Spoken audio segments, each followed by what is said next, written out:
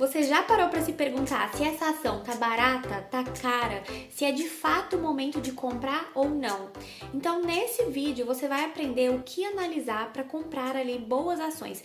Então, o meu objetivo aqui é mostrar os pontos principais que tem que ser analisados tanto em termos de lucratividade, de rendimento, de endividamento ali das empresas, esses indicadores que são essenciais ali na hora da análise das empresas, porque não são só papéis, né? A gente está lidando de fato com empresas, escolhendo as empresas que nós queremos ser sócios.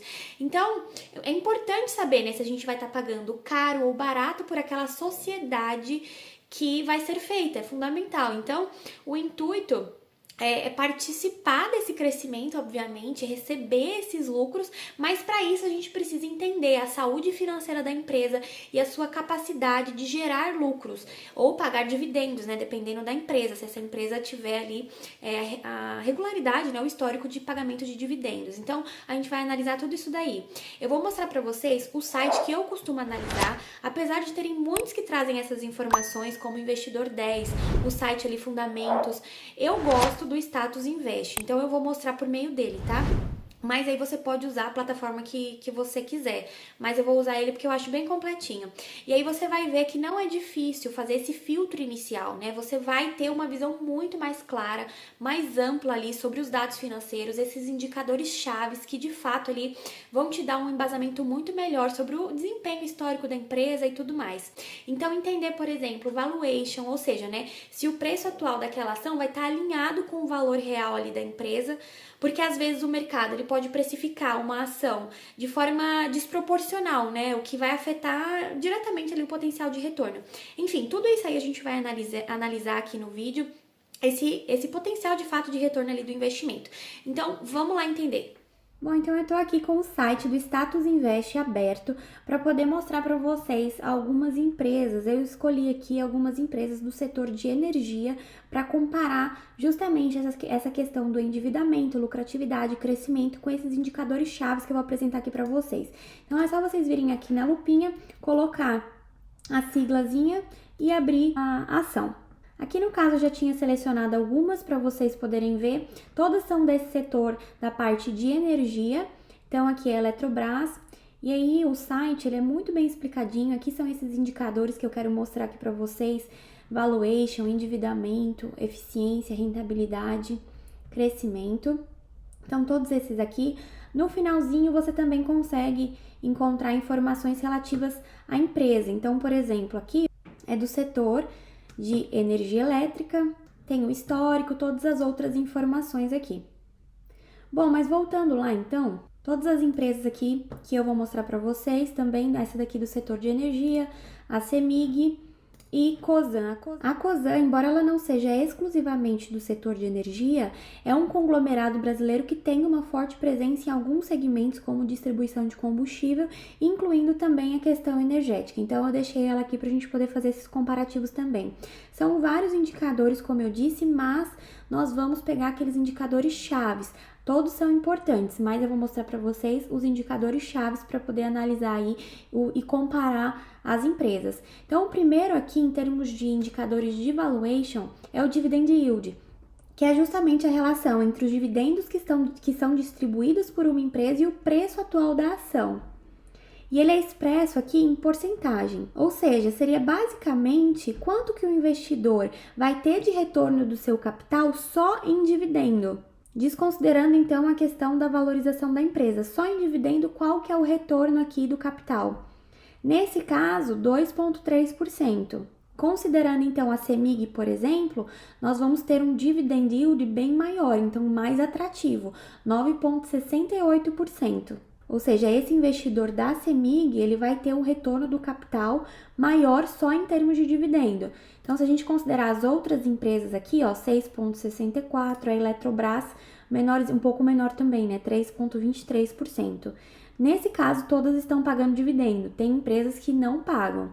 Já aproveitando aqui para mostrar dois indicadores que são bem famosos, né, VPA e LPA, que é importante entender. Se você vier aqui na lateral, você vai entender como que é calculado, tem a formulinha, olha, mas é basicamente o VPA, o valor patrimonial por ação, e o LPA, o lucro por ação. Então, se nós formos comparar, por exemplo, o VPA aqui da CEMIG ou LPA em relação à Eletrobras, por exemplo, nós vamos ver aqui, ó, que a Eletrobras, ela tem um VPA, ou seja, né, um valor de patrimonial por ação mais elevado do que a CEMIG e um LPA, no caso aí, um pouquinho menor. Então, o lucro que ela gera por ação é um pouquinho menor do que a CEMIG, apesar do valor patrimonial por ação ser maior. Outro ponto para analisar é o P sobre L, né? Preço sobre lucro, ou seja, quanto tempo uma empresa paga seu investimento com o seu lucro.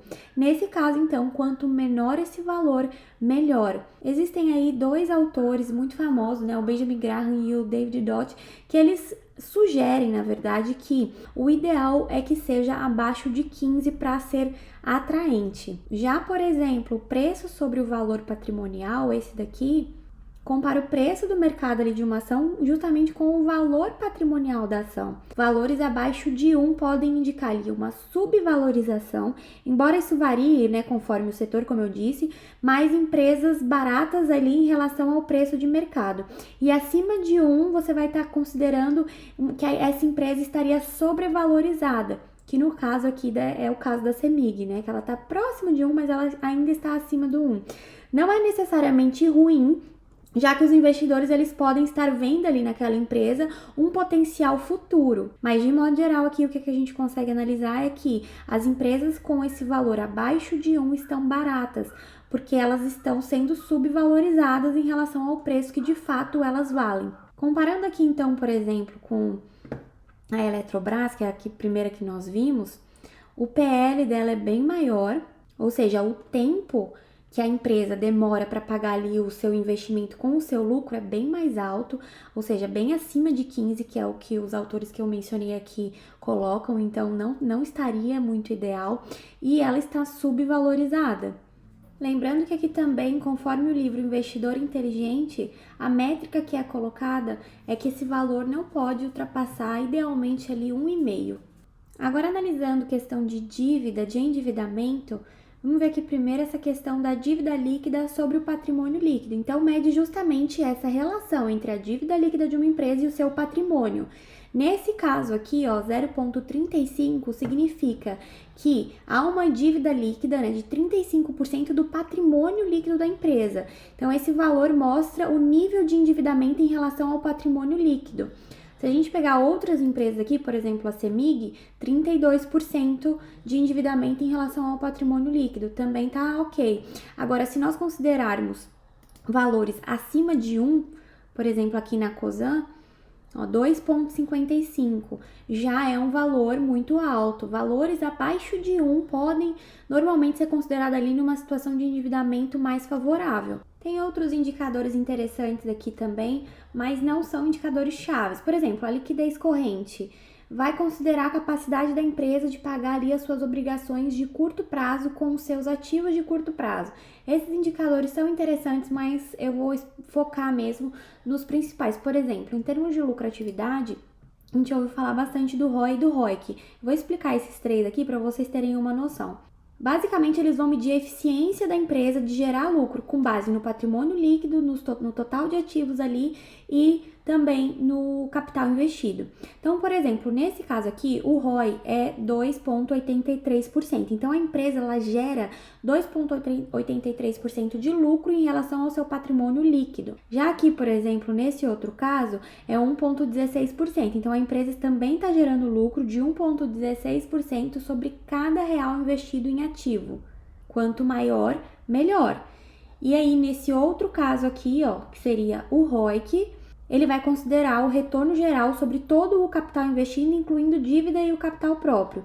Então, vai significar que a empresa está gerando um retorno aí de 7,24% sobre o capital total investido, que vai englobar todo o capital próprio ali, do patrimônio líquido. E aí essa métrica ela é valiosa para poder entender como que efetivamente a empresa está usando ali todo o seu capital disponível para poder gerar lucro. Então valores mais altos ali de ROIC ou ROI, enfim, são considerados positivos porque eles indicam uma eficiência maior na geração ali de retorno em relação seja ao capital investido, seja ao patrimônio ou tudo aqui que a gente falou. E aqui, novamente, se nós formos considerar esses indicadores de rentabilidade da Eletrobras com a CEMIG, por exemplo, ó, esses indicadores estão em média ali 2,17. Se nós pegarmos aqui a CEMIG, nós vamos ver que o ROI, ou o ROIC aqui também, ó, é bem mais elevado, tá vendo? 27%.